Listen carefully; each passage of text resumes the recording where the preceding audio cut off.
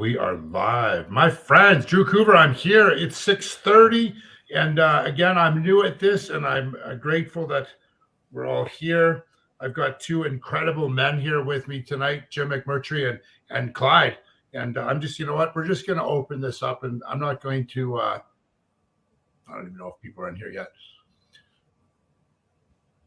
Tonight we're going to talk for about 45 minutes. We're going to talk the topic of Family Day. Today is Family Day, and as many of you know that are here watching, I'm in Tumbler Ridge. I'm boots on the ground. I came up as a hey, there we go. We got Francis in the house. There we go. We got more people. What's up, Drew? I'm in Tumbler Ridge, my friends, and I came up here with a great security apparatus. He's about 6 foot. How tall are you? 6'2". I got a security guard with me up in Tumbler Ridge. Not that I needed one, folks, because there's about 300 police officers.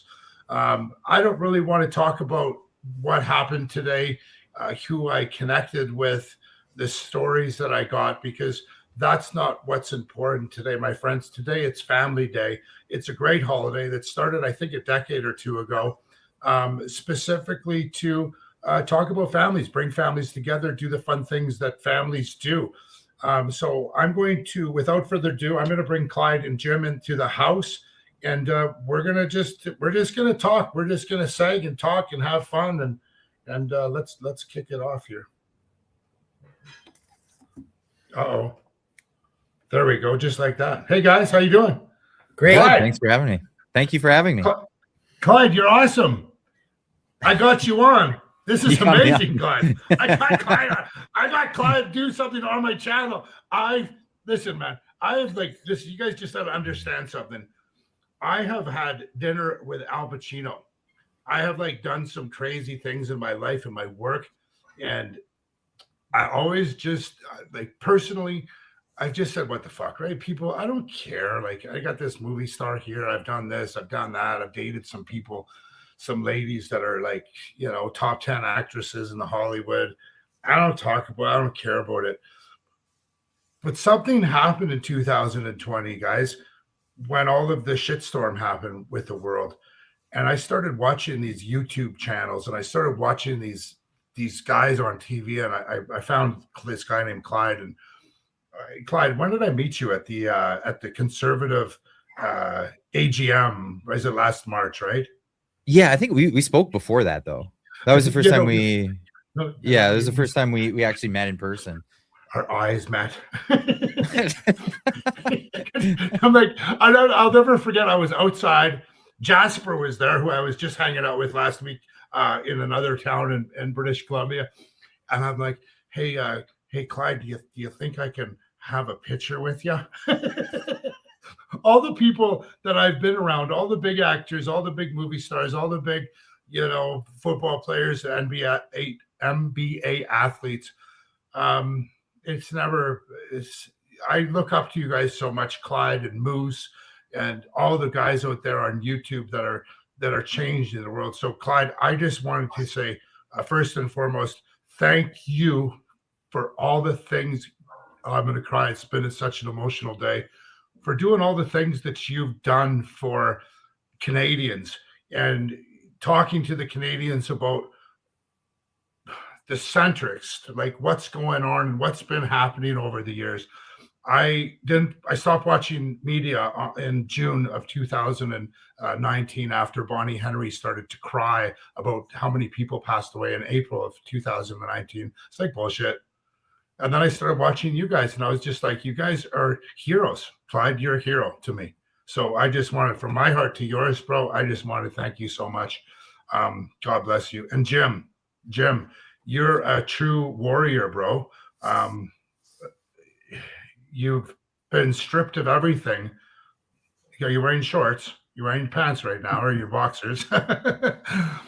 You've been stripped of everything, and you just keep going on. And I think the first time Jim and I met was, was in Kamloops. And we had a couple of talks after that. And I think Jim and I, we probably talk almost every second day now. I'm just grateful for this. So, guys, I just wanted to just really say thank you so much for being here. I appreciate everything that you guys do and everything that you talk about.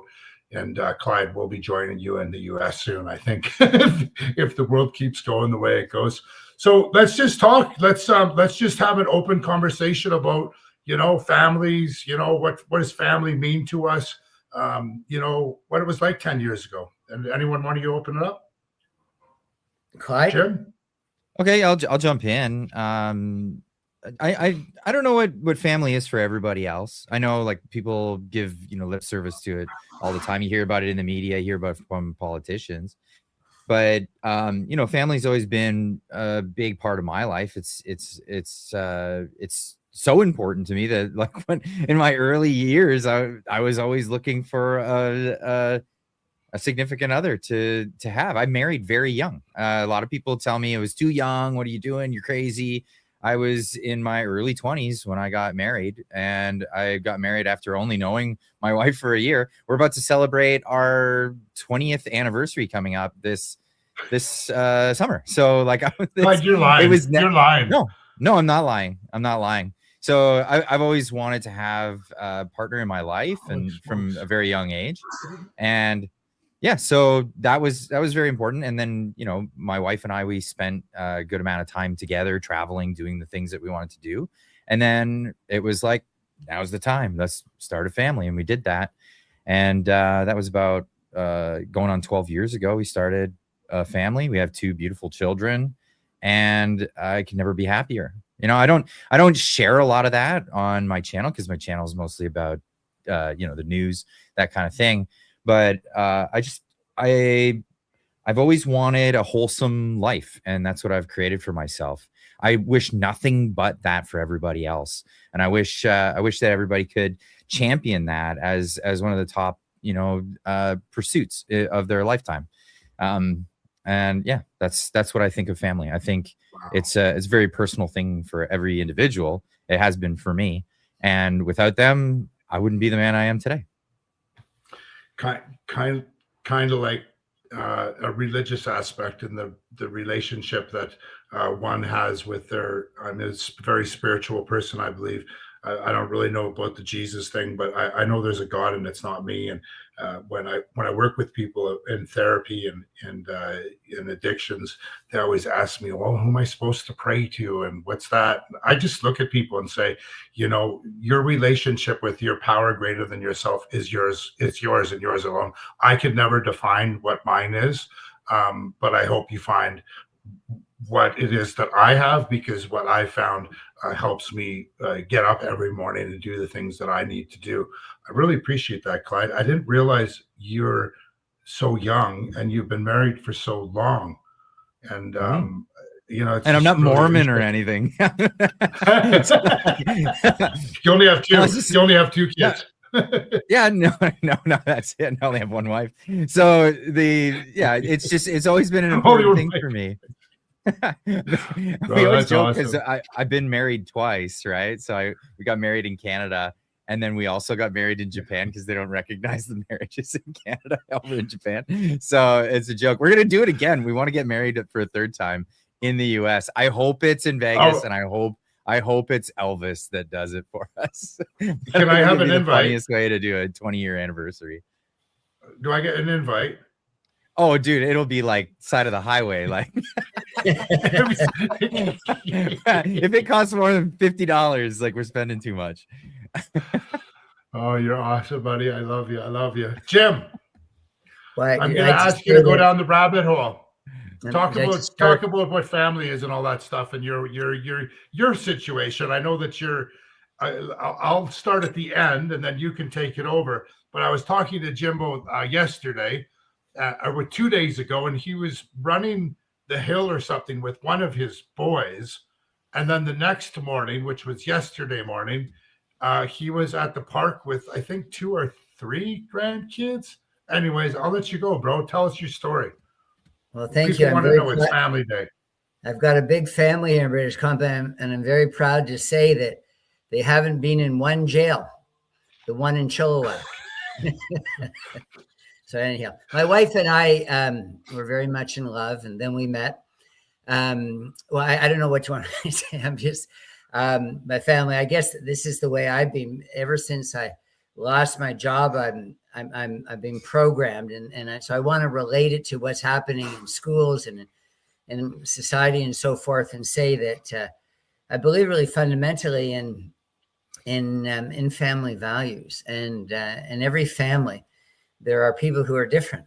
I have two sisters, for example, who are in same-sex relationships, and who cares? I mean, I'm one of 6 kids. My wife is one of 6 kids. We have people in with every single disorder or dysfunction or whatever, and that's a regular family.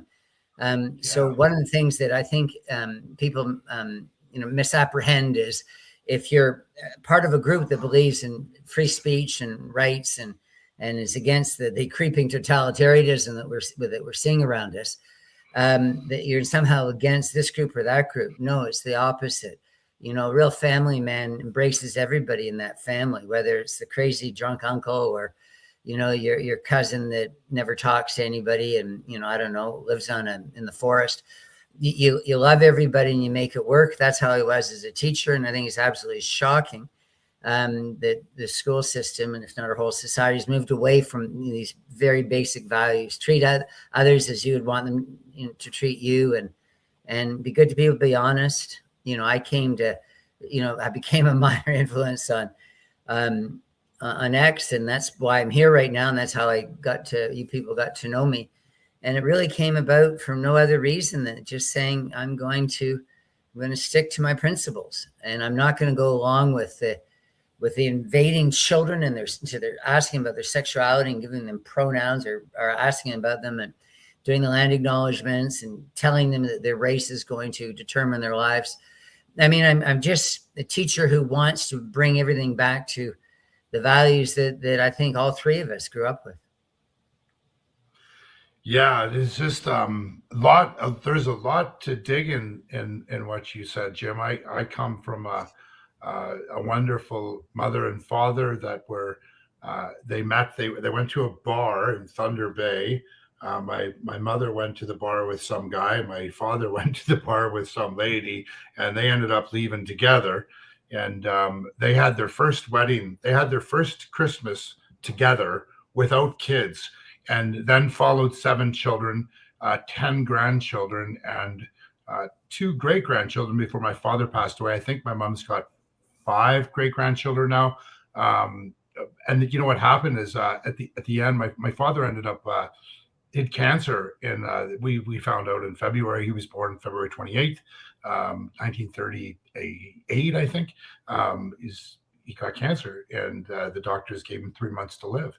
And he guys, I got to tell you this story because it's a love story, and it's my parents' love story. I went home. My mom called me. I went home. My dad needed an oxygen machine, so I went to the oxygen surplus store, and I picked out an oxygen tank. It was about $4,000 or $5,000. Phoned my brothers and sisters. I've got 6 brothers and sisters. One of them is mentally handicapped. I don't call autism or FAS or ADHD. It's just she grew up mental retardation, and that's what she calls it. So I'm gonna honor her, and I'm gonna call that, no matter what the government tells me I have to say or not say. Fuck them, but God bless. But my dad, he got the oxygen tank, and he said to my mother, he said, I'm gonna make it. I'm going to make it to November 2026. And that was their wedding anniversary. I would have been their 50th wedding anniversary. And we're going to renew our vows in the church with our children, our family. Unfortunately, that didn't happen because my father was way too ill. But the pastor came over to the house, and I always get fucking God bless. My mom and dad renewed their vows with their pastor by themselves. And then I guess my dad called everyone, and he said, I've made it this far. I'm going to make it to Christmas. And we're like, what the fucking, the determination of this dude, man. This, my dad, David, the determination. He said, we spent our first Christmas together, babe. and we're going to spend my last together without any kids. So he called all of his children, grandchildren, and said, no one's allowed to call on the 24th, 25th, or 26th. It'll just be Jackie and I. And he made it. And then he made it. And of course, December 27th came along, and everyone's waiting for the phone calls. So we get all the phone calls. Then he says he's going to make it to his birthday on February 27th. February 27th. And he had his children there that day on February 27th, except for one of my sisters. She was unable to make it. And he said goodbye at like 5:15 p.m. He said goodbye. And my mom and I were in the room, and he took his last few breaths. And if you've ever watched someone go to the other side, it's really not a scary thing. It's actually really quite a beautiful thing. But he took his breaths, he struggled, and then his body kind of went a little bit of static. And my mom looked at me. I was holding his right hand with my left hand, and my mom was holding his other hand with both of her hands. And she looked at me and she says, "Is he gone?" And I said, I think he's gone, Mom. And she looked at me and he goes, "Nope." And she turned around and she opened up the fucking window. And I felt like goosebumps on my back. He left the room. It was like the most amazing story. And Jim, I have these things sometimes. I'll wake up in the middle of the night and I'll open up my window and I'll sit there, and sometimes it's just like fucked up. I can feel this air come across, and it's happened a couple of times. And I don't know why. I'm not even thinking of him. I'm not thinking nothing. I'm just thinking, it's hot out. I got to open up my window. And then I go and lay down. And then I just call out, "Dad." And this is the weirdest thing. Like I feel like he's in the room. And it's just like, and what that brings me to, my friends, is I think what brings me through is like, I think the family, the unity, right? It's that unity that we grew up with. And it's that responsibility to be one and be together. It's so important. And, family is just super, super, super important. Thanks. I think Clyde's talking to some people. Anyways, let's talk a little bit about what's happened here in Tumbler Ridge. I'm sure there's people in here that want to talk. And what's your guys' story, Jim? What do you think's going on with all this media bullshit? I know Jim can probably talk on this media stuff. I'm sure he's following. Well, I'll be very quick and then I'd love to hear Clyde. The thing that I think upset an awful lot of people on social media platforms is they weren't referring to a biological male as such. And I think, we're never going to get anywhere as society if we can't be honest about things. It was relevant. Obviously, there are many factors, mental illness being likely the lead issue, but there are many things. This is a guy who didn't have a father around. I'm sure there was poverty, divorce. The mother clearly has a mental illness herself. Wanted him, it seems, wanted to have a child that transitioned. And there are reports, quotes from various sources about saying that he wasn't happy with how it turned out for him, which doesn't shock someone like me. The idea of mutilating and making a child or a young adult sterile, obviously that's not going to work out well for most people. But this is what we're doing, is we're now looking at Tumbler Ridge as a gun issue. And I've been in the North long enough to know that a lot of people need guns to live there safely. So it's just an absolutely outrageous thing that they don't want to, address the elephant in the room, which is, this is a guy, among other things, this was a guy who was on cross-sex hormone treatment when he was already having a hard time just managing with life. And then, of course, the police bringing rifles back to the house after confiscating them. So a lot of things went wrong, but you're not going to solve any problem by pretending it's something else than really what it is. And this young guy didn't get the treatment he needed right away. And And most importantly, he should not have been encouraged to transition. And if anybody's uncomfortable with that, then I think then those people too are dishonest. This is kids deal with so much, man. I spent my whole life around teenagers. It's like I never got out of high school because I've always been one as a teacher and a principal and various things. Like I know teenagers. It's not an easy time, and it wasn't an easy time for me. And so don't complicate things by throwing in, oh, by the way, you're in the wrong body, or we're going to deal with your fetish or your fantasy. And by having you take these treatments that could end up making you much more depressed and psychotic. So that's the one thing that, of course, mainstream media isn't addressing. Thank you for listening to that. Jim, I love people. I'm doing something good, man. I don't know what's going on. I just got someone sent a beautiful message. I'm not going to talk about that. Jim, how many years were you a high school teacher? The decades? Well, I was always a high school teacher for about 45 years. I'm still teaching, Andrew. Yeah, no, I know you're still teaching. 40 and decades. I'm supposed to, but I'm still teaching. My point is that I'm 67 in a few days, and I started teaching from the very beginning of graduating. So a long journey. And once again, just I hope people can understand this. There's nobody here on this set or anybody that I move with who is anything against anyone who's transsexual or homosexual or bisexual or anything. I mean, live your life as you wish. I'm just saying, let kids get through childhood first. Mm-hmm. Before adults come in with their manipulation, with their agendas, with their propaganda. Because I think in many cases, what you're seeing in schools is it's really not about helping kids. Oh, no. When there's a divorce, it's about, what's in the best interest of a child. That's what the lawyers in my family are always talking about. If you are getting kids, you're putting kids in race bias, you're getting kids to tell everybody about their sexuality. If you're getting kids to do land acknowledgements and convincing that they're not on their own land, they're on stolen land. If you're getting kids not to read literature anymore, getting them to have a really perverted idea of early Canadians and our history. If you're doing this to kids, you're doing the wrong thing. I think our society, particularly in schools, you talked to Andrew a few minutes ago about, in the last decade, because something really went wrong in that last decade. We're getting away from family values, from Christian values, from Enlightenment values. And I can say that right now, and you and Clyde aren't going to get mad at me and call me a racist and delete me.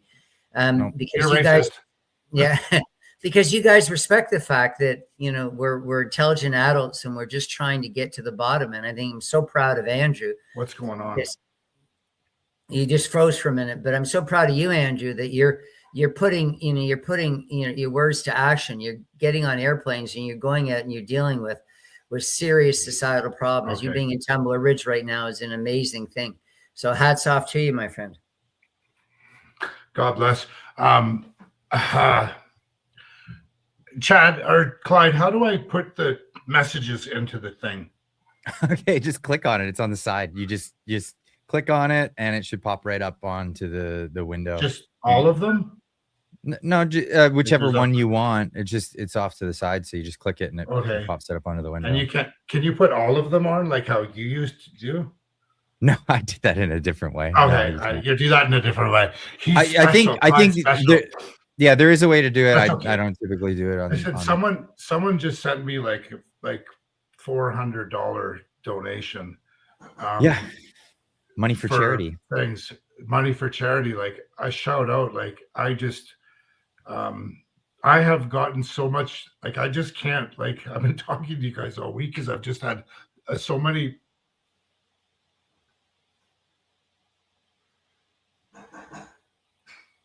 So I'm not freezing, but you're freezing. Yeah, I tell you. Yeah, no, it's just Andrew. I think it's because he's in Tumbler Ridge and they don't have the best internet there. That's right. Yeah. Am I back? Yeah, you're back.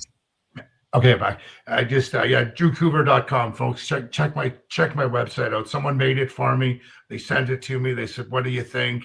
And then people have just sent me so many beautiful emails. And this lady sent me a donation of $27, and I bawled for like 5 minutes. She just said, "Can you please help keep the addicts alive?" Like, it just like, it's really just amazing, Clyde. Like, and I give props to, take nothing. I give props to the people before me, my leaders, my mentors, people like Jim, older men than of me that I look up to, and I look down to younger guys like Clyde for faith. And as long as I got like Clyde, and as long as I got Jim, I'll be okay. Like, and again, right? Is that what family's all about, right? It's about coming together and unity. Absolutely. So you could probably talk, Clyde, when Andrew's frozen. Right. Right. I know it's freezing up. Yeah. No, I'd love to hear what your take on Tumbler Ridge, Clyde. Yeah, Clyde, go. Well, okay, so my take on Tumbler Ridge, I think, is a really complicated story that we're not getting much of the real story in this. So we're hearing reports of the mother being a crazy left winger, but I'm also hearing reports from other people that she was actually a supporter of the Freedom Convoy, much more of an independent, maybe not even on the left politically. So we're not getting enough of this information. Some people are saying that this individual was transgender, identified that way from 2 years, for 6 years. This is what the RCMP are telling us, but I'm hearing from other independent journalists that this might not be the case. This might not be the truth of the story. We're not sure. We do know that there was some situations, wellness checks that went on at the household.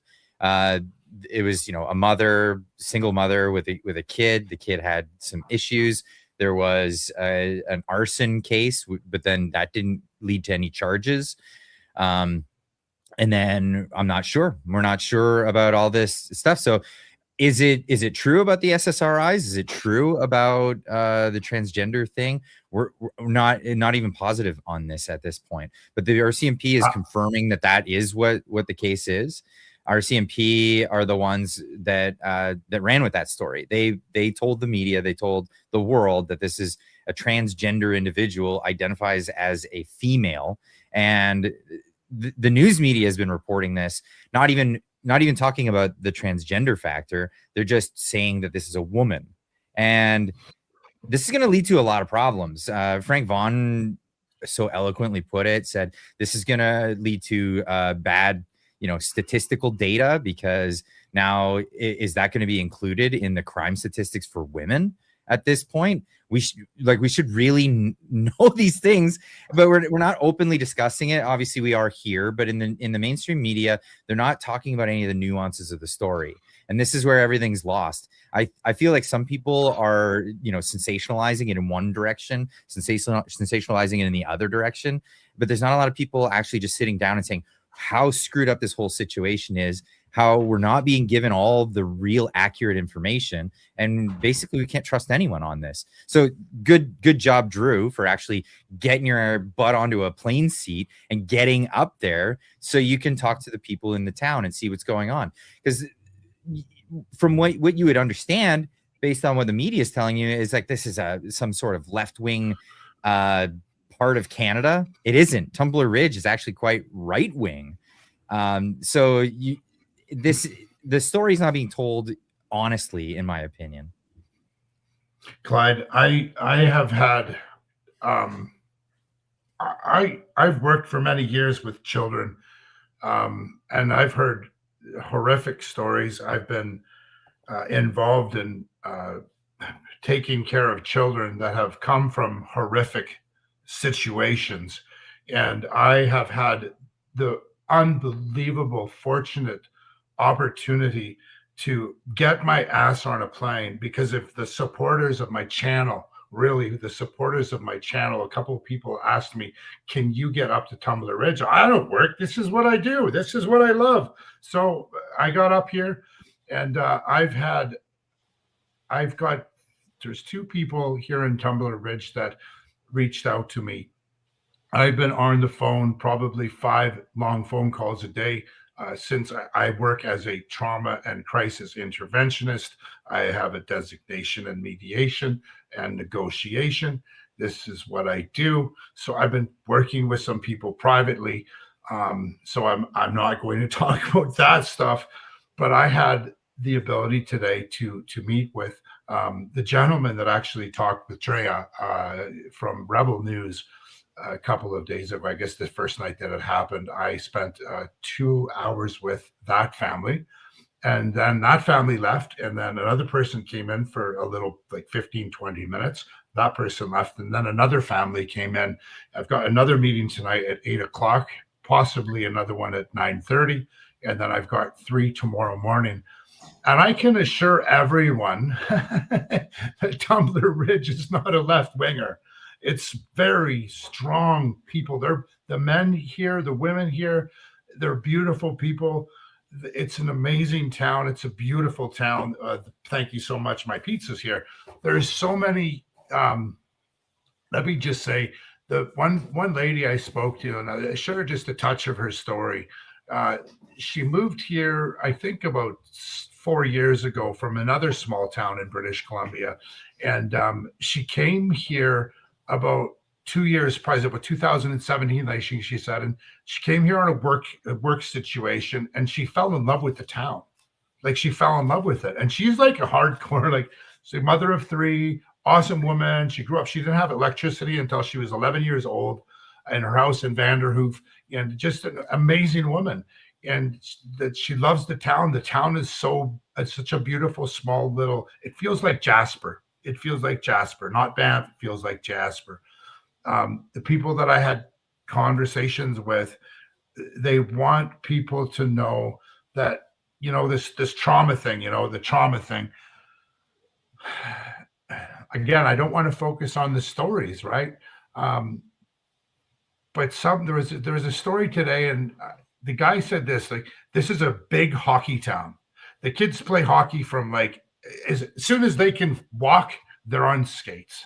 The situation is every level of like U6, U8, U9, U11, U14, U16, U18. So there's like 7 different levels of hockey. And the gentleman actually had kids on the ice the following day. It's like, we've got to get kids back in their life. They got to be doing things, and they've got to get back on the skates. And they were on the ice, and he was explaining to me about one story. There's a 14-year-old, I guess this person's got a potty mouth, just like I had a potty mouth when I was 14. And this 14-year-old had some problems with the U16 team. And something happened magical the following day. The 14-year-old played up with the 16-year-olds. And after the game, after their practice, they all sat down together, and there was no problems. There was no bad talk. There was no nothing. It's like they came together. The kids came together. I have another story to share, and I am working on a very big a documentary about the town. That's mainly why I'm here. My documentary is going to be on what Tumbler Ridge was 15 years ago. And not just so much Tumbler Ridge, Jim and Clyde, but what were small towns like in BC and in Canada 15 years ago? What happened 5 years ago? What's happening today in this world? And what do we forecast for the future? I've got a Facebook post, and I'm not going to share it because I'm not going to pry, like, the investigation. The police are doing an amazing job. That it's massive. I'm in a hotel. How many? There's 5 floors? 4 floors in the hotel. It's full of police, and it's full of another person. I'll tell you in a second. But this girl, there's a kid, a teenager. She's old enough to like do what she wants. She's like 14. She wrote a Facebook post saying she wants, this is what type of people are in Tumbler Ridge, my friends. She wants all the men, all the grandpas, all the uncles, all the brothers, all the men, the males, to make a circle around the school and hold hands, and then allow the mothers to bring their children in to the school to heal because they can't run from the trauma. They've got to focus and feel it and deal with it and move through it. They don't want to run from it. And you got to go like this kid said that, Jim. Like how do you process that? Like, is that strength, Jim? Like, would you hear that from a 14-year-old? Would you think you'd hear that from a 14-year-old? Like, your kids are going to run from it, or are they going to run to trauma or run away from trauma? What do you think, Jim? Oh my gosh, maybe Clyde could answer that better. To me, the trauma thing is not something you should ever focus on. And that's what we're doing in society with kids. And it was never that way when I was young. I like what you said earlier about you get out into the hockey rink and you continue on with your life. We all grow up with that. I've had an incredibly privileged life, but I lost the only cousin of my age, 1-year-old died, SIDS. I mean, everybody's family's got lots of tragedy. And so to me with Tumbler Ridge, I know everybody, the politicians went there and they made it seem as though they were emoting with everybody.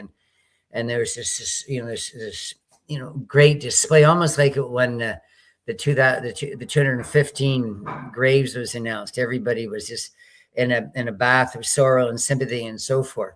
But I don't think that's good for kids. I think what happened was sad enough that we've got to move past this, and we've got to, understand it and make sure it doesn't happen again. But it's again, that's just sorry. That's my bias. The last point if I made, when my aunt was dying of cancer, she had my 4 cousins. The youngest was a little baby of a few months old.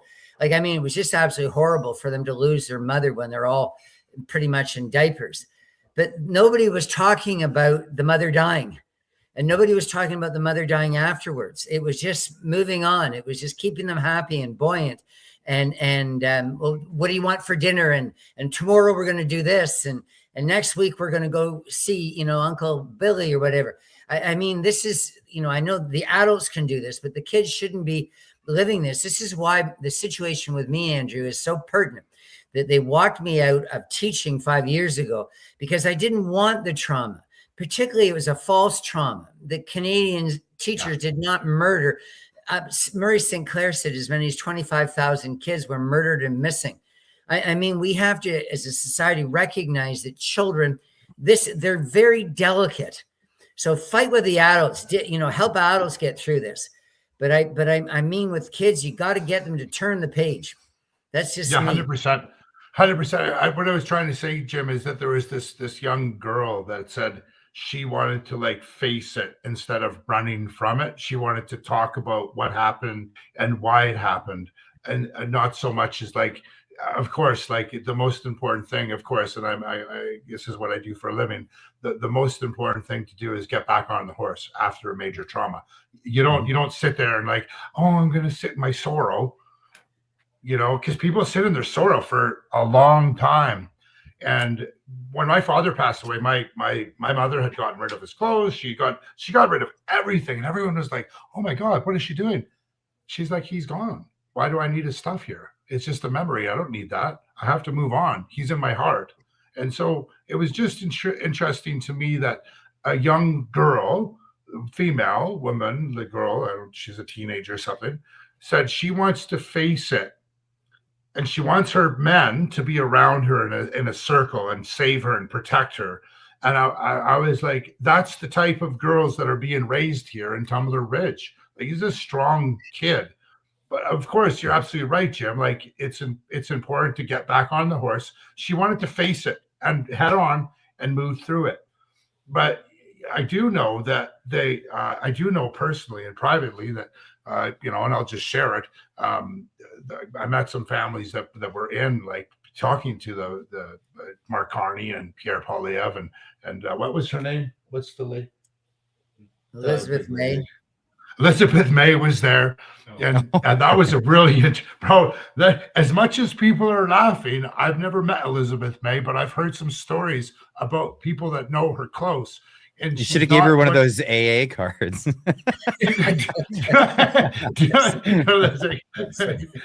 you know what Elizabeth May drives? Do you know what kind of vehicle she drives?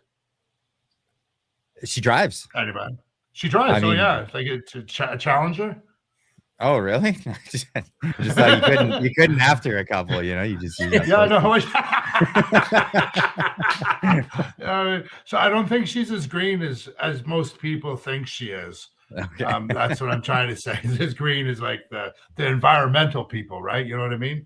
Andrew, just before we go to Clyde, if I could just say one last thing. So when Kamloops happened, and every single kid in Canada was told about this, and they're all reading Gord Downey's book, you know, about this sad case of a boy dying in a residential school. And I mean, they just completely weighted the kids down. And then they get $12 million from the government to deal with the trauma, and they hire counselors, and they build, most of the money goes towards a healing center right there. And they're saying, we're going to be dealing with for 7 generations. We're going to be thinking about the trauma for 7 generations. And that's just, to me, that's a recipe for a complete dysfunction. As far as the girl, sorry, you said something much wiser than what I said. That we all have to face, you know, the tragedy in life, the dark side of life, the upsetting things. So absolutely. And sometimes it's best to wait a little while with kids, but of course you talk about it with them whenever they're ready. But I just, I love what you said, Andrew. Get back on the horse, man. Life ends for all of us, and at different times, and we lose so many of the people we really love, and we just have to deal with that. And so the school system is built so much on emotions now and protecting kids. You can't protect kids from that. That happened. That's real. That loss is real. And so forget the feeling bit. Get on with understanding this is life. How do we move forward, and how do we make our lives beautiful and everybody else's life beautiful in Tumbler Ridge and anywhere else for the rest of their lives? 100%. You don't put guns in the house of a mentally ill child. You don't put them on again, hormone treatment. There's lots of things that we're going to learn from this. And Clyde, you know, you're absolutely right. You made an incredibly important point. We don't know. In fact, we never really know the case until maybe you don't even know history until the further you get away for event.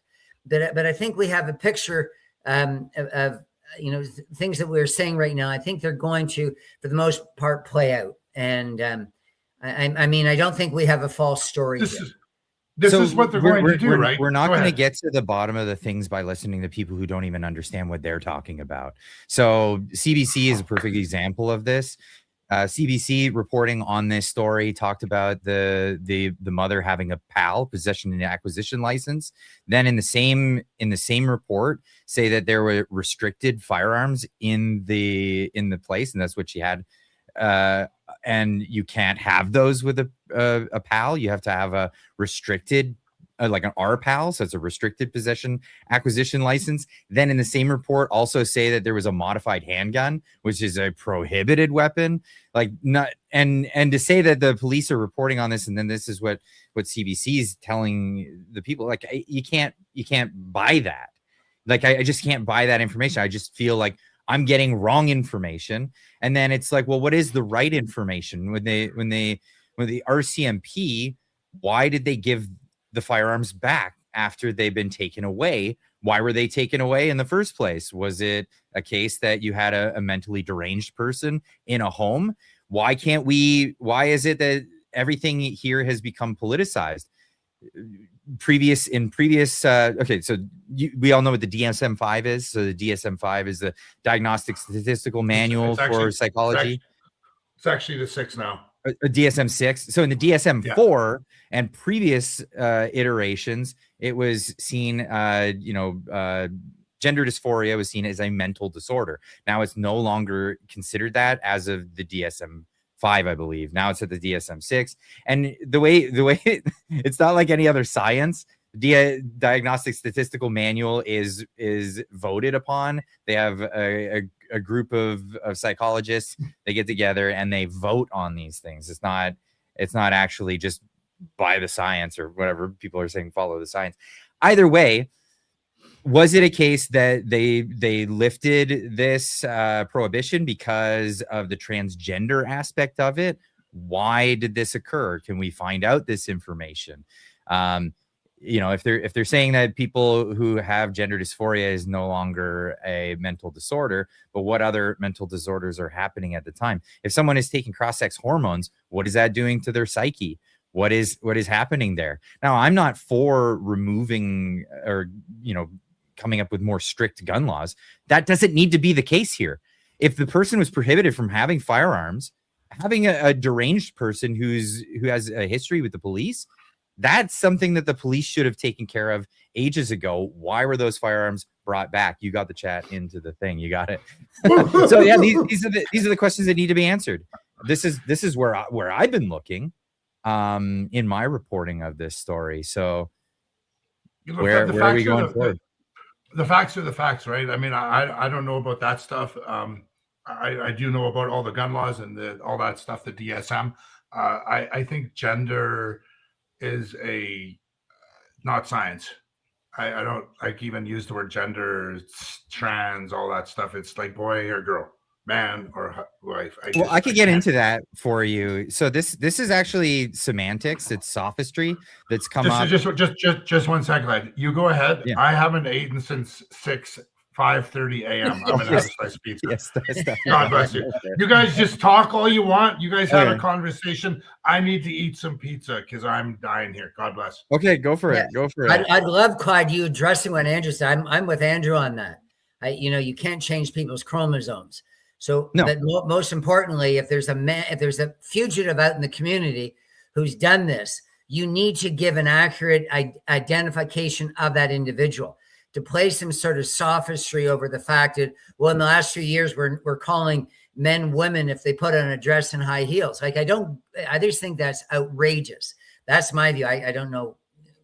So I like to get right to the bottom of it. I think that the idea of referring to people's gender rather than their sex is a trick. It's completely a trick right there. We shouldn't be talking about human beings in the idea of gender. It's only sex. Gender is a construct. It's a grammatical construct. It's not a cultural construct or anything like that, which is being purported. So what construct is it? Well, it has to do with grammar. There are actually 4 genders in the English language. Most other like romantic language, they only have 2. This is why they give masculine, feminine, terminology to inanimate objects. We don't do that in English. We have masculine and feminine. Those are not something you describe a person by, but the word that you use to describe the person. So you say the word boy, that is a gendered word. It means it's a masculine word for a young human child that is of the male persuasion, right? If you just said child, that word has a gender. It's indeterminate. It means the word itself, you're not getting a descriptor of whether that child is a boy or a girl. You're just hearing the word child. It's like dog, cattle, this kind of thing. But you hear the word cow, you hear the word, bull, you know what gender, you know what sex that animal is. That's what gender is. There's a 4th one, and that's neuter. We say it for things that are like tables, chairs, the sun, the sky. There is no gender. There's no sex to those objects. So there's no gendered language to go with it. But what's happened here is people have really confused the difference between gender, which is a grammatical construct, and sex, which is a biological construct that has a binary. And there's nothing more certain than the binary in biology than any other binary. There's spectrums all over nature, but not in biology. There's no spectrum.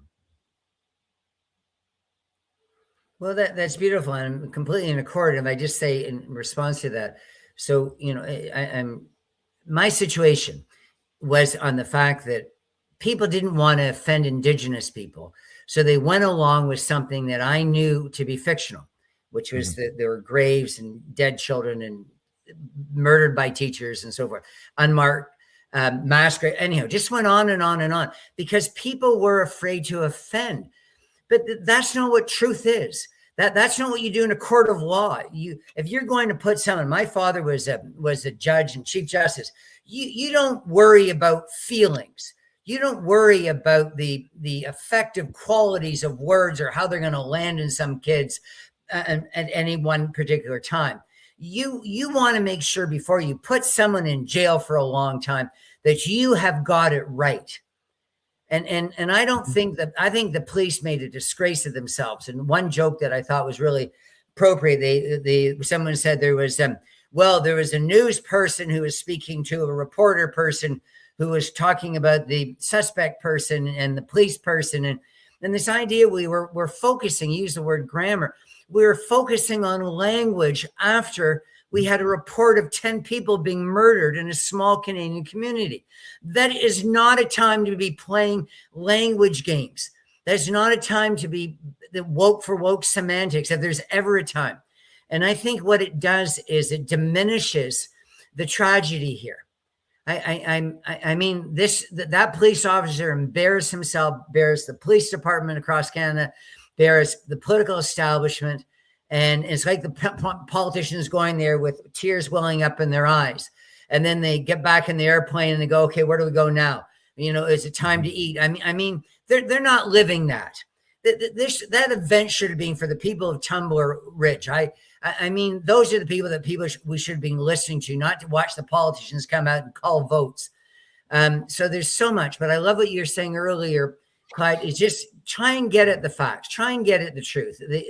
And you know, we're going to have a better sense as time goes on. And I apologize if I in any way mislabel anyone, like the mother, if she wasn't somebody who was, you know, a woke proselytizer, then I apologize for that. But that's what we're working with right now, as in the form of facts. So we don't know for sure, but all research into the mother's social media looks as though she was a supporter of like the Freedom Convoy and things like that. So we're not seeing that. But it also raises the point, because then that actually makes things worse. You know, you're not talking about a situation where a person is some crazy leftist lunatic that's you know reassigned gender of their child. What you're seeing, what could be the case then on top of that, would be someone who's been perhaps indoctrinated in a school system or online echo chambers, and the mother's powerless to do anything about it because of recent legislation that's come up. Bill C-4 is something that's a huge example there. Now, the intent of Bill C-4 and the reason why people were publicly in favor of this was because of the horrors of what they called I'm drawing a blank on the term, conversion therapy. So, you know, I have a good friend of mine, Jack Decker. He went through that as a child. He was actually put through conversion therapy to try to make him not a homosexual man. Turns out he turned out to be a homosexual man anyway. And he was just traumatized through this horrible practice. Now, that being said, a lot of people were in support of wanting to get rid of conversion therapy. But what do the politicians do? They insert a ton of gendered language, stuff about transgender, stuff about all this other things. Now they've made it basically illegal that if your kid's indoctrinated in a school or indoctrinated by people on, for lack of a better term, Tumblr on the internet, not Tumbler Ridge, but Tumblr, the website, or they're indoctrinated through Discord servers, or weirdos hanging out on Roblox, the video game for children, which we all know is happening. And the video game company is not doing very much about what's happening on that website. And that's a whole other story we can get into. But this is the problem. That's all in the legislation now. This is law in Canada, that if you try to talk to your kid about something that they've been encouraged into, you could go to jail for trying to convince your kid, no, why, you could just be happy in the body that you're in. Just be happy that you are, you know, healthy and all that other stuff. No, you're not allowed to dissuade them from making life-altering, irreversible damage to their bodies. This is crazy, and we need to.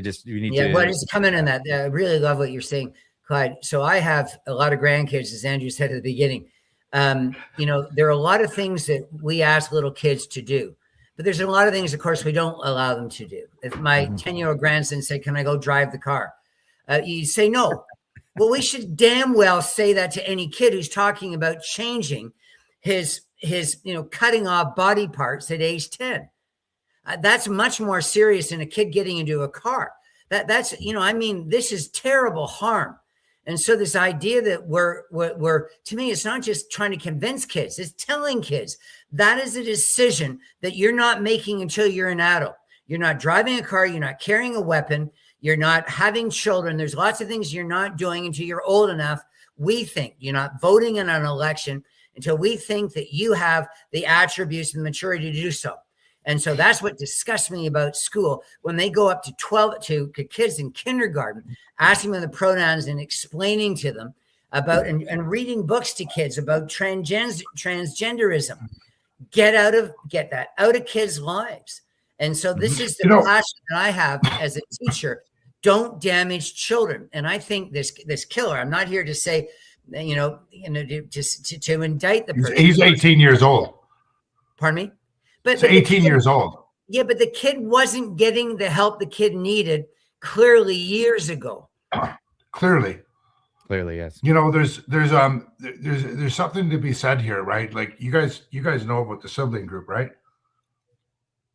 Anybody know about the sibling group of Jesse's? No one knows.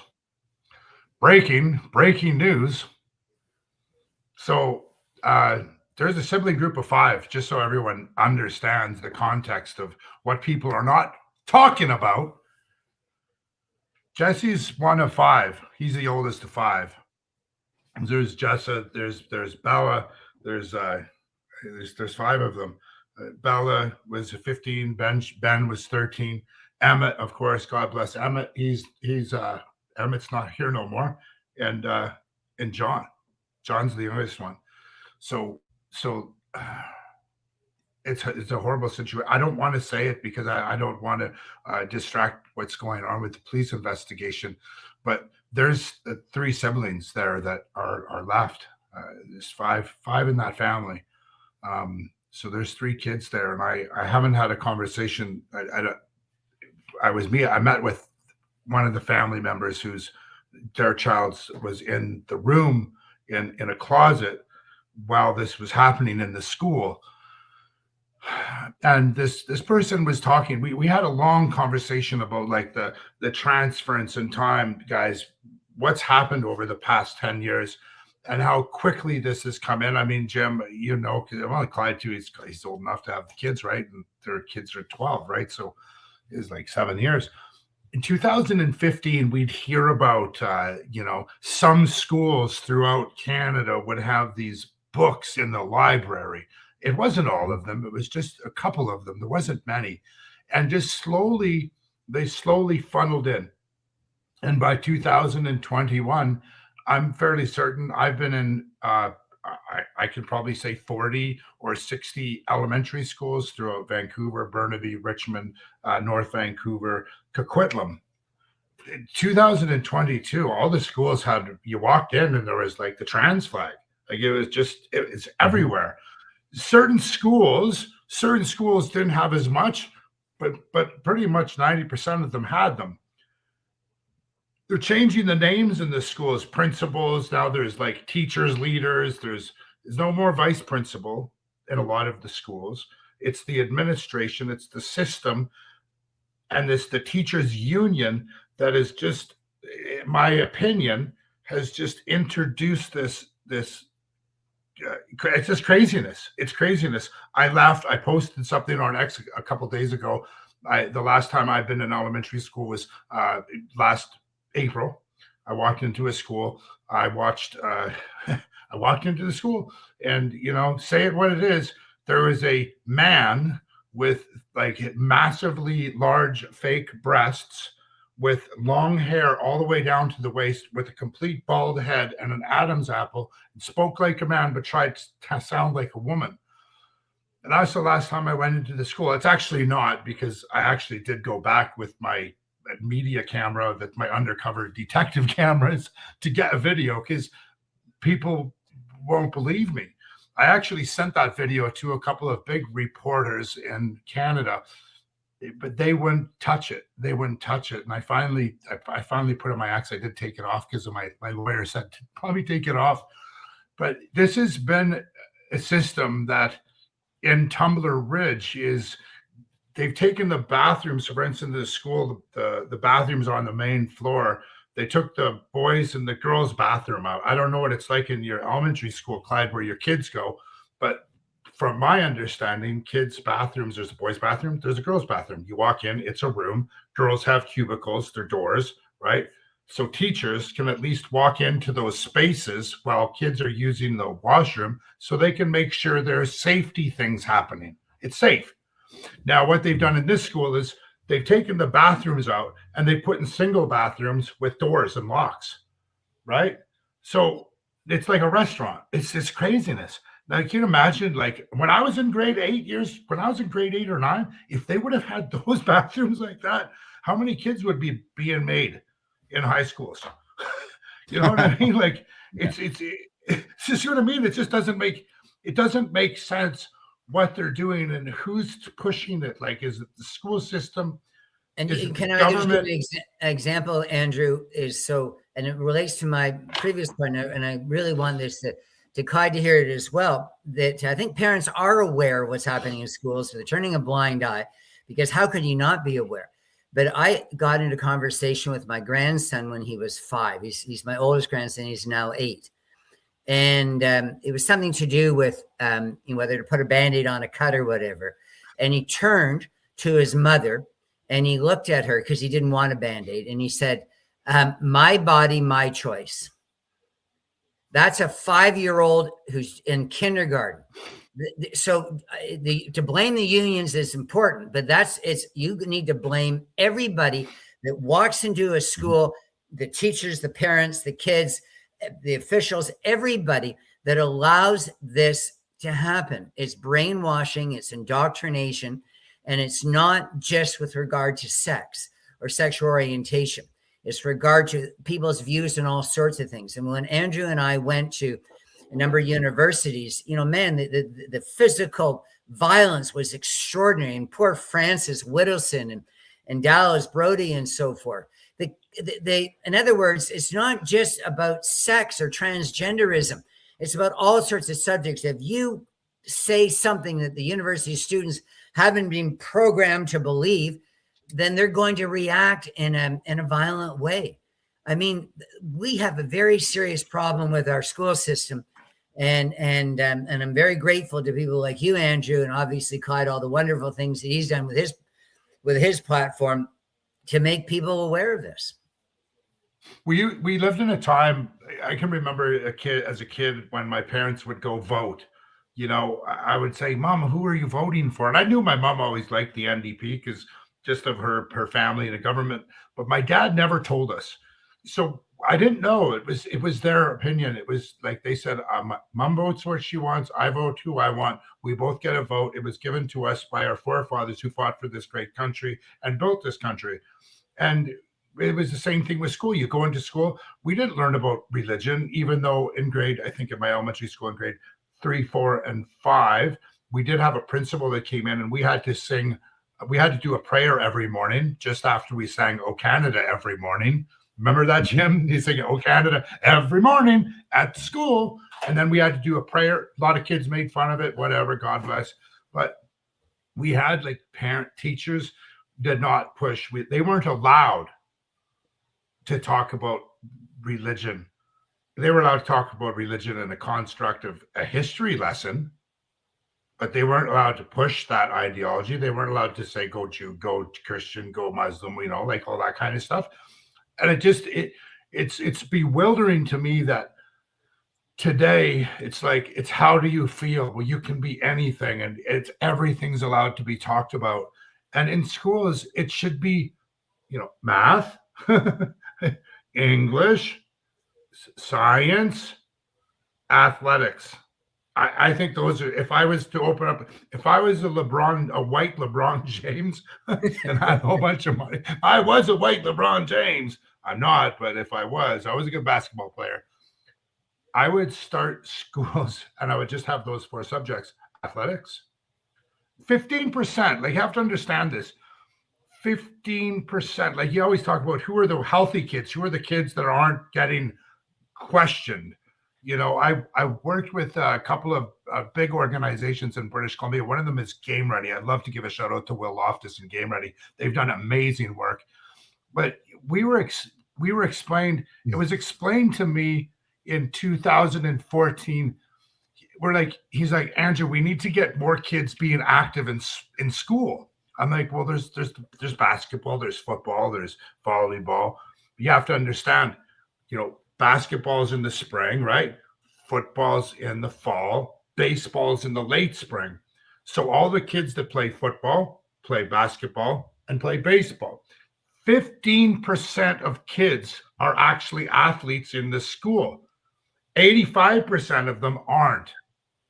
And that's the percentage. When you look at the kids that are safe and kids that aren't safe, the kids that are in sports, they're kids, they're active. It's a boy and a girl, they're playing sports. It's the 85% that's vulnerable. So if you put that in a context, 85% of the kids in schools in British Columbia right now, in Canada, are vulnerable to this ideology. And again, it doesn't have to be about sex. It's religion. It's Palestine flags. It's Canada flags. They're always using Canada flags as like this. I saw this last couple of weeks ago. Kids are like holding the Canada flags in Ontario at this rally. And the teachers were there. And you looked at the teachers and you know they weren't right wingers. They weren't conservative. They had orange and purple hair. And they were like 4 feet wide and 4 feet tall. God bless. I'm sorry, be in your own body. And if that's what you want to be, you know, God bless you. But I choose to eat healthy. Even the pizza, it's amazing pizza. It's so good. I choose to eat healthy. I choose to work out. I was going through my own emotional distension there a couple of years ago. I bought an ice tub. I have an ice tub in my backyard. It's 2 degrees. Yes, it's 2 degrees. I wake up at 5:30 and I jump in that fucker. At time to wake up. I punish myself. I push myself to move forward. Like that little girl said, she said, I have to go through whatever's in front of us. You can't go around it. You can't go underneath it. You can't go over top of it. There's only one way to go through that shit, is to go through it. But it's about getting through it, getting over it, and moving on. And yes, trauma will stay with you the harder it is, but you got to get through it. You just got to get through it. And this education system, it needs to be dismantled. I've got a Clyde. I'm gonna talk to you when I get back. I've got a person that wants to come out pretty hard in the school system. I've got some information today. I've collected a lot of data today from some amazing people in Tumbler Ridge, and I'm so grateful to the people that wanted me to come up. And I'm very grateful to your guy here, Clyde, that's come up here with me. Does anyone have any questions in the chat? I mean, we can talk about this all night. But if you have some questions, a poignant thing Frances Widdowson said in the chat just a little bit ago here. She said, "There's no idea of objective truth anymore. That's the problem. This is the problem that we're seeing. No idea. There's this, subjectivity, my truth. What was it recently? Dallas Brody got in a lot of trouble for saying that, for mocking people about having their truth instead of the truth. Like, there's the truth. You may have objective or subjective opinions about how you feel about it, but that doesn't change what the truth actually is. Now, what was it that I heard recently? Somebody was arguing. Because this has all become a game of semantics and it's a sophist playing field, you have to play the game in that way. Somebody came up with a great slogan, and it was the idea that for the unmarked graves, that those children should not be left in unmarked graves, and that they should be exhumed, and there should be a proper burial for every single one of them, and they should all be brought home. So bring them home was the concept there. And of course, it's because there is no children buried there. That's the whole point. But if there is, and the claim is that there is, they should have an honorable burial. They should be exhumed from their shallow grave that they were given and unmarked, and they should be, given a proper thing. So bring them home, I think, is a great way to point out to people that it's not about this. It really is just about power, influence, and money. Yeah, Andrew, we're not hearing you're Andrew right now. You're muted. Sorry, friends. And again, check my website out, Drewcouver.com. I'm going to start making some shirts, some T-shirts, and selling them, and all the proceeds are going to go to some people that want to go to treatment. But one of those T-shirts, Clyde, should be bring them home. Bring them home. Bring them home. Bring them home on a orange shirt. Bring them home on an orange shirt. Bring them home. Honorable burials for the Kamloops victims. That would be amazing, right? There's so many things that we can, I always think about how to argue with someone. I teach this construct called verbal judo, how to de-escalate situations that baffle most, right? And sometimes you have to spit the words back into the abuser that's abusing you with their words. And, this orange shirt shit and this pink shirt shit. My kid was in school, and I'm not putting my kid in a pink shirt because of bullies. That's just absolutely ridiculous. And I'm so grateful that I had a fantastic relationship with the principal then, because I was at the school teaching kids how not to be a victim. Why do we have to point out the freaking bullies? I think you want a bully. Yeah, if I'm just a victim. But this is hypothetical, because I will say to you, I'll put money on the table to my two friends here that they're never going to dig in Kamloops. No. And the reason they're never going to dig in Kamloops is because of what Clyde said. There are no bodies there. There were only 2 children that ever died at this school, Adrian George and Pearl Joe, and both tragically, nothing to do with the teachers. They were playing, and one drowned and the other hanged himself. So the reality is, again, this is another example of all smoke and mirrors and people living in some sort of alternate reality. They're never going to dig. There never were graves. No Christian burial ever was an unmarked grave. I think we need to, and this relates to what Andrew was saying about moving forward. I think the best thing for Indigenous people, and I care about Indigenous people, is not to dig, is not to talk about this anymore, to turn their heads from the past, from this absurdity about residential schools, which were free boarding schools, providing people with a leg up on modern society and giving them the survival strategies, and which we're still doing with kids. Turn their head toward the future and let them know that they have lots to be proud about. And Indigenous people were highly inventive and courageous and accomplished in so many ways. They survived in a wilderness that I wouldn't survive in for 5 minutes, and move forward. I just think it's so sad that we're caught in a past and particularly a false path. So that's where I am. But you can't have it. And I know Clyde and Andrew will agree with me on this. You can't have reconciliation or any sort of Canada coming together and moving together in a united way unless everybody, and particularly in the political chattering classes, admits that there's nothing in our past that we need to. There's no original sin. There's nothing we have to atone for. Let's just move on. Canada did its best. We failed in some ways. We did a lot of great things as well. We're moving on. Yeah, and I have no idea what it's like to have my skin toned other than what my skin tone is.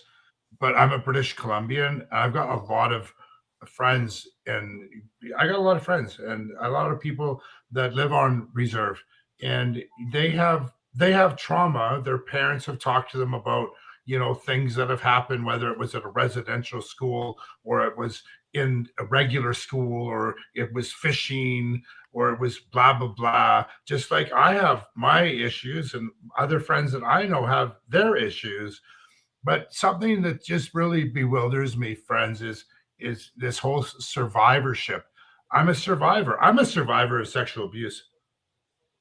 I don't live in it anymore. I don't have trauma as a result of it. As a matter of fact, it's one of my super weapons, because when there's someone that someone knows me well and knows my story, not afraid of talking about my stuff. Someone may have a problem and they're like, hey, well, we can talk to Andrew because Andrew's experienced that. Andrew's worked through that. He's not only a counselor, but he's already had that experience, right? So yes, I'm a survivor, but I'm not sitting in my sadness in the survivorship. And we've used this word again, right? It's not the word, it's not what the construct means of survivor. Survivor is a past tense. It's like, I'm a survivor of like, I got hit today by Huge. He punched me right in the shoulder, Clyde. It hurt really bad. I survived it, I can imagine. I'm gonna get over. He's just sitting there. I know he's like so huge. He's just sitting in the room right now. He's laughing, right? The guy would hit me but anyways. But I survived it, right? Like Clyde, I punched you in the shoulder, right? You survived it. Okay, move on.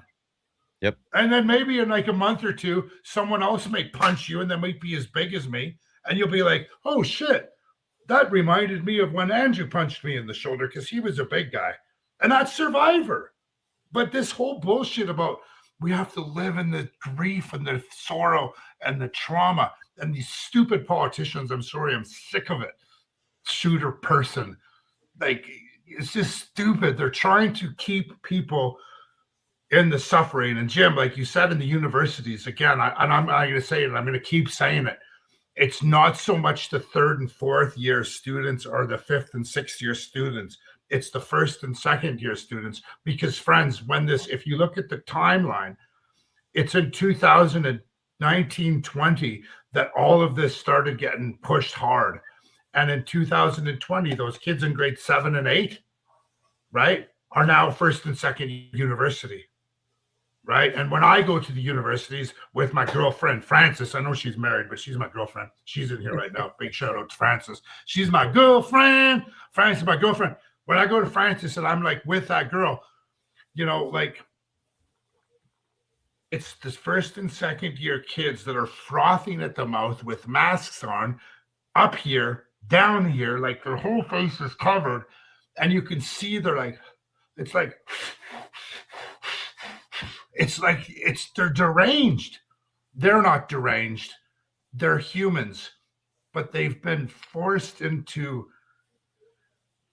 ideology. Like that video I did, that my one big video, Clyde, that went off is 8,000 times is my biggest video ever. It was the UVic video. And it was the kids that were just, the 1st and 2nd year kids are gone. And we need to shift this back. So like, how do we get to where we want to go? One thing I was talking, Clyde, and a big shout out from my friend, what's his name? He's the MLA up here, Jordan Keeley. So I had a long conversation with Jordan last night on the phone. Great guy. I think he's the one MLA. He's the only MLA that if we can just mass produce Jordan Keeley's all over the province, we'd have British Columbia back. It's just that simple. There's no other difference. He just needs to get in, and we just need to multiply that dude. There was two suicides up here. Crazy. The suicides not up here, but suicides all across British Columbia, and the stats, they're not giving the stats properly. I don't believe it. The hospital here. What happened here was how long ago? 4 months ago, the hospital here in Tumbler Ridge closed down, but they're only open from 9 to 3 or 9 to 5. The hospital for 3,000 people, it's only open 9 to 5. So like if you slice your own arm open, if you break your leg because you're a kid and you're dirt biking or you're skiing or you're just fishing or you're playing with bang bangs, you got to go to another town. Mm-hmm. Like that healthcare system is crumbling around us. It's like the government, I don't want to say it online, but I feel as though there's a power greater than us. It has nothing to do with spirit, but has to do with construct, and it follows from the crown down, from the federal to the municipal to the federal to the provincial to the municipal. It's like they want Canadians to fail. They want us to be in suffering. This is what I heard from all the people today. And this is what I've heard, friends, from all the people I've been talking to over the past year, boots on the ground across Canada. they want us to fail. I don't understand. Well, it's horrible. Andrew, I know time is short for you and for us. I'd love to hear from Clyde Clyde, it's so wonderful having you here in Canada. May I ask, is there any chance there's anything we could do to keep you here? No, there's nothing that you can do. The decision's been made. Stay home. Yeah, the decision's been made. We'll be out of here by the summer and moving on. But I won't stop talking about what's happening in Canada. Obviously, having gone through everything and reporting on all of this stuff, I want to take the story of what happened to Canada, and I want to take that to the United States so that they can better understand what's going on. There's so many people I see all over the place, whether it's Tim Pool or a number of other podcasts, they talk about the Canadian situation and they get a lot of the facts wrong. They'll even invite some people that aren't telling you the truth on this thing. I saw recently, I had to make a video all about it because there was a guy who was a Doug Ford sycophant that went on the show and gave this gross misrepresentation of what actually is happening in Canada. And it was basically a political speech. So yeah, I think people are curious to hear about it. Generally, Canadians are only consuming mostly American programming. So what a better way to get to the heart of Canadians than to go where they actually go to watch stuff. So that's what I'm going to be doing. That's absolutely what I'm going to be doing. And excited. I'm so excited for you, Clyde. I'm so excited for you, Clyde. Like I'm absolutely just when we were talking on the phone last night, oh, was your wife, was your daughter. You guys were like looking at houses online, and like I felt the energy through the phone, the happiness that your daughter was sensing. Now, again, right, as far as family day goes, you only hear happy kids when what, Jim? You got a happy mommy and a daddy, and they're together and they're unified. And so all these kids, like I said, those 15%, the kids that are in the sports or the kids that are in church that are part of a church group or some sort of club, those kids are safe, but it's the big percentage that aren't. And like I said, Jim, I'm grateful that Clyde's going. I'm actually very grateful he's leaving, because he's going to go down there and he's going to be able to send the message to all those big podcasters and all the people down there, what is Canada? Because he's still connected. He'll be down there, but he's still connected. This is his home just as much as it's our home if he's living down there. And he'll be able to explain, I think, his experience, and his experiences. How valid do you think his experience is, Jim? No, it's wonderful. And I see the tactic, and I think you also have to do what's best for your family. But I just for myself, I'm going to stay right where I am, because of course, you're not running for anything, Clyde. You're moving to something bigger and better. But what I'm doing with my pathetic little life and what time I have. Oh, don't say that, bro. I'm holding my ground. I'm right now involved in 4 legal processes against the union, regulatory body, employer, and the referee association that fired me. So, and that's Andrew too. He's going to be walking the streets of Vancouver and helping people. And so don't forget about us, man. Oh, absolutely not. No, I won't forget. I won't forget. This is the big theme. This is the big story. This is what what people need to understand is actually happening, because Canada is working so hard to put everything behind a wall. They want it to be hidden from the world. They don't want people outside to see what's happening. I'll be the one taking that story out. I draw the parallel between North Korea and Canada all the time, and it's not hyperbole. They're actually trying to do a similar thing, and it'll bring Canada to a similar breaking point eventually, as the government becomes more in control of little aspects of your daily life, of everything, of what you're allowed to consume, what food you can eat, what social media personalities you're allowed to view. It gets more and more draconian. It's become overpowering. It's become over encompassing, and there's only one conclusion. It's lights out. That's what's going to happen. So I want people to see what's happening and be able to stay in contact with this ever changing landscape. Clyde, we have a pretty good relationship. Can you talk to how, I don't even know how many people are on here, but for recordings for later, can you talk a little bit about what's going on with you behind the scenes in this whole trade thing? Like you're going to offer like some sort of work program or something like that for tradespeople to go down there. Is that still happening? Or Yeah. is it So talks or- yeah, so when I was first reporting on it, there was some of the facts that I had out there weren't I don't want to say weren't accurate, but I called it a visa instead of what it was. So I was talking about the EB2 national interest waiver, which is and this is a video that went viral on X where I was talking about it.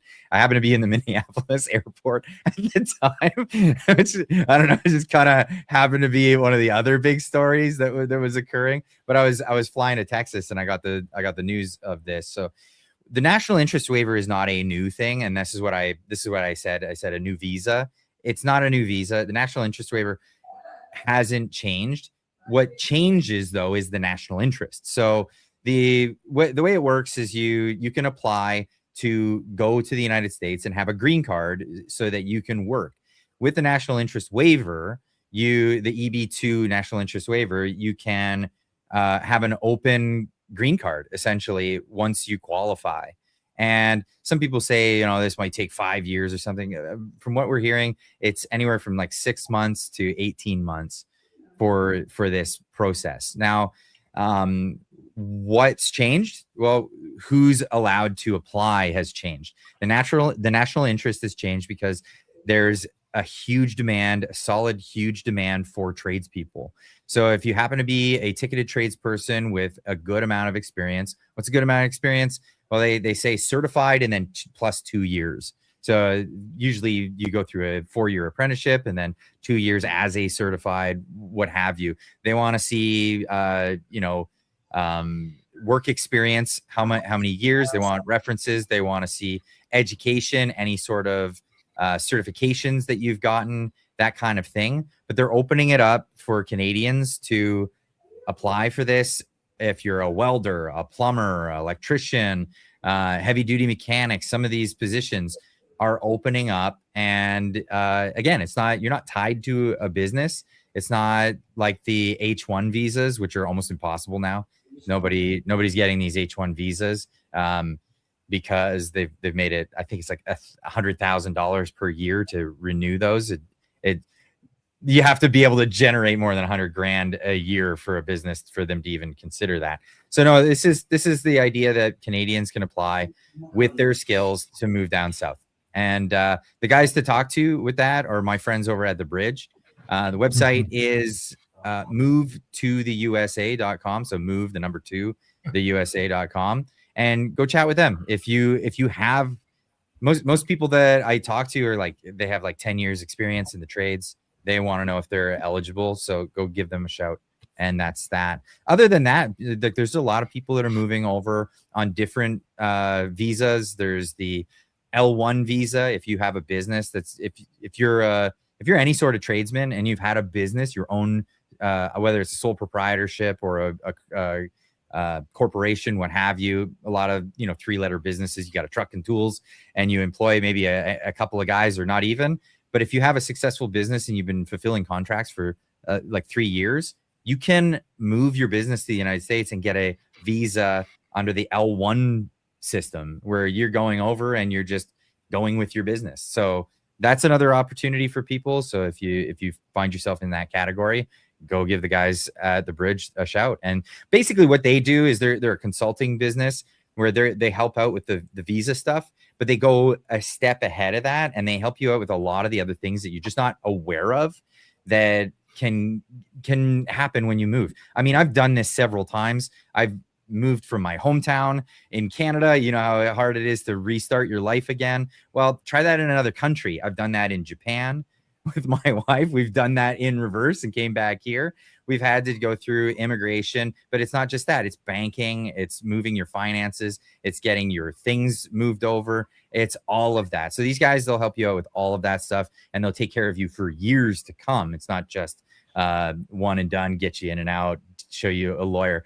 These guys they'll help you move your business, they'll help you move your finances, they'll help you move everything and get you sorted. So yeah, I'd recommend people go check them out. Is like a church's 10% cost. Like give them 10% of what you got and they'll get you out of here.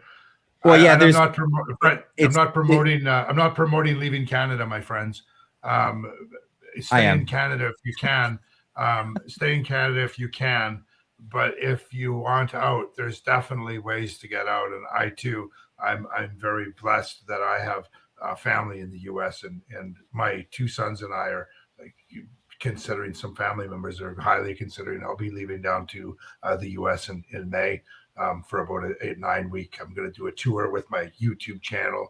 We're going to be driving in a bus, one of these rock and roll buses.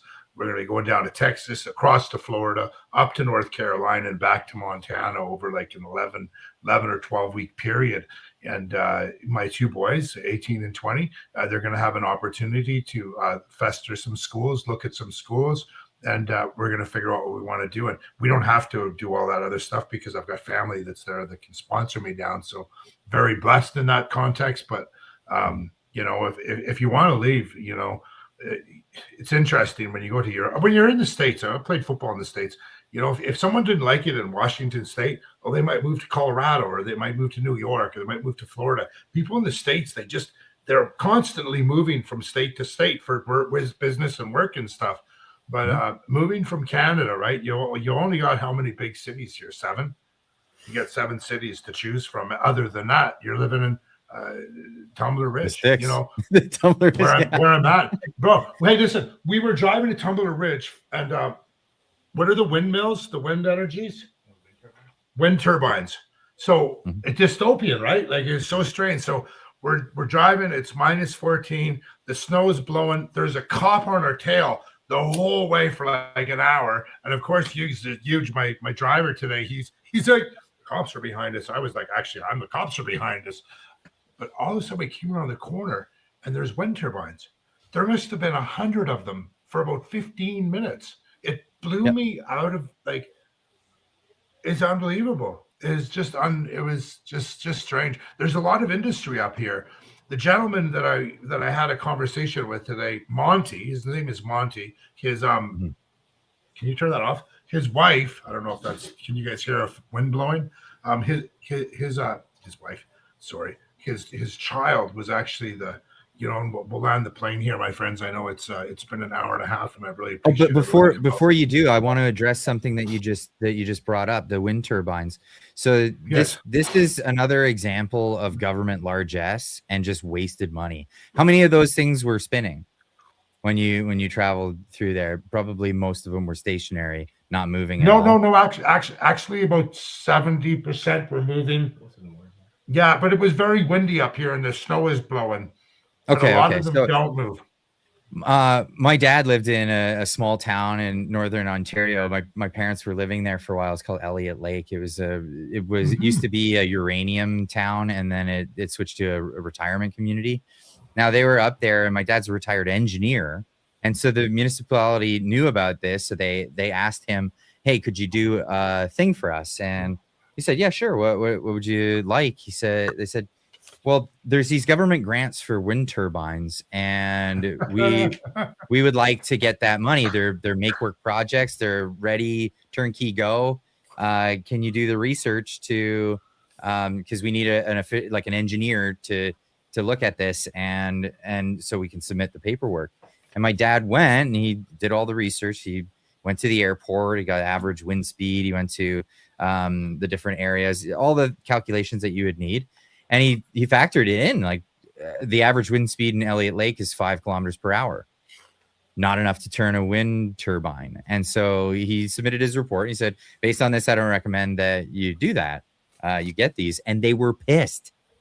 They were absolutely infuriated with him because they're like, you know how many jobs that we're not going to have now? This is all they cared about. spending federal money on a project to make wind turbines that won't turn. And that's exactly or to spend hundreds of millions to look for graves that aren't there. Andrew, I've got a head, man. I've got a really busy. Jim, God bless you, right? Because just go, you got to go. Jim, thanks so much for coming. Seeing you again, Clyde, and thank you, Andrew. Absolutely. And I just got a busy night at work tomorrow morning. God bless you, Jim. Thank you, Jim. There he goes. He's out of here. He is out. Yeah, you can land that plane. I wanted to share that with you because you're talking about wind turbines. Yeah, a very close someone that I looked up to as a father passed away last February. To get some issue, cancer. Very older man. He's from Bowen Island, and his neighbor actually had the first wind turbine in BC. If you're heading up the inlet, it's basically right on the point before you go to Gibson's. And he's a very wealthy financier guy. He actually had all the contracts, like the government will give out grants for electrical output, right? So the dams, the radio signals, the signals. He actually locked and secured all of the grants specifically for wind turbine energy. And they did studies on it. This is when I got married, 2007. This is when these studies were done. It took a couple of years. But what I thought today was absolutely astronomical. I can remember he was driving me to my wedding the day, and he had just lost hundreds of like a lot of money, like lots of money. And it was because he invested in his partners invested so much money in researching this wind energy, this turbine energy. And it turned out that BC is not the place to put these things. And it just blew me away today that it's just weird. And when we were driving in England, I know this, I think this stuff comes from England. I'm fairly certain England or Amsterdam. When we were driving from Glasgow to Manchester, then Manchester to Brome Castle, there was these valleys, and you're driving through these valleys, and there must have been 200 that I saw. It's in 200 of them. And like you said at the beginning, none of them were moving. And if they were moving, it was like, it's just, it wasn't rock and rolling, bro. No, it wasn't rock and rolling. Anyways, Clyde, do you have any more questions about Tumbler Ridge? Because I'm gonna, friends, I'm gonna make, we're gonna do some stuff here. I got a lot of, my head's really swollen with information and stories that I've got to process. I've done a lot of work today, and I'm so grateful for my assistant that came here today with me on the plane, and it's been driving me. It's just an absolutely amazing guy. So big shout out to the big dog. And I'm going to be doing a video on Tumbler Ridge. And if you're watching and you're one of these people that are talking shit on social media about me, I'm not here to get clicks and views and likes. This is what I do. I'm here for people. And the amazing conversations I had today with strong people in Tumbler Ridge, the stories that are coming out from mainstream, it's not what it is. It's just a vibrant town. Yes, there's distension in every town. The whole ideology in the schools, it has to be shut down. We have to reopen our healthcare centers. The hotel we're in today, and I'll land here, right? Like the hotel I'm in, it's fully booked. I'm very lucky that my friend that's here, my Connect, has got connections because we both have our own hotel room tonight. But I saw a lot of counselors. There are a ton of counselors up here, Clyde. There are so many therapists up here right now. They've come in from everywhere, and the kids are getting support that they shouldn't have to get. But there's a ton of support here. What's the big bus? What's the church? St. Joseph. There's a huge bus here. It's a massive, it's a massive bus. Like it looks like just massive, but it's a church. It's a church from Calgary. They've come here. They've got tents out there, and it's like if you want to go and talk to someone, it's there. There's so much support. It's just it's such a tragedy. It's the biggest tragedy I think Canada's. I mean, yeah, there was the university thing, but I mean, God bless it. Any tragedy is a bad tragedy, and there's, you know, children died today. Children passed away last week from an extreme event that I don't think needed to happen, especially from all the conversations I've had on the phone since I think it was Tuesday night at 6 o'clock when I started taking the phone calls for work. And I was going to come up here on Wednesday morning. I was going to be on a plane. I was going to be one of those therapists in one of these rooms working for the next month, but I can't do it because of all the decades of work that I've done with children, because my trauma from working with those kids would have come up in the work that I've been up here with, and I couldn't do it. So I'm very grateful that I had the opportunity from some of my donors to come up here and do the work that I need to do. And I will be posting some stuff out in the next couple of days about my findings here. And I'll say this, Clyde, what the media is saying is not true. And that's what we want to get to the bottom of. And I'm glad you're there.